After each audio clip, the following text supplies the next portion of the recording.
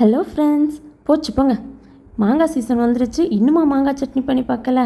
ஒரு வாட்டி மாங்காய் சட்னி பண்ணி பாருங்கள். அப்புறம் மாங்காய் சீசனுக்கு மட்டும் இல்லை, மாங்காய் சட்னி செய்கிறதுக்காகவே மாங்காவை வாங்கிட்டு வருவீங்க. எப்படி பண்ணுறதுன்னு பார்க்கலாமா?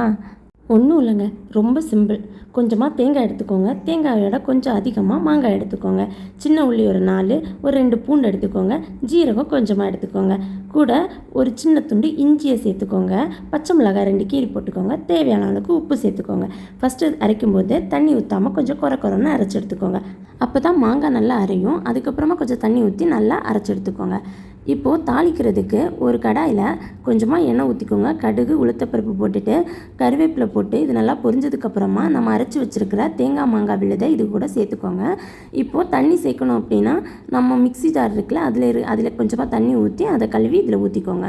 அவ்வளோதாங்க. ஒரு கொதி வர்றதுக்கு முன்னாடி ஸ்டவ் ஆஃப் பண்ணிவிட்டு முறுமுறுன்னு ஒரு தோசையை சுட்டு வச்சு சாப்பிட்டிங்கன்னா டேஸ்ட்டு அப்படி இருக்கும். செஞ்சு பார்த்துட்டு கமெண்ட் பண்ணுங்கள்.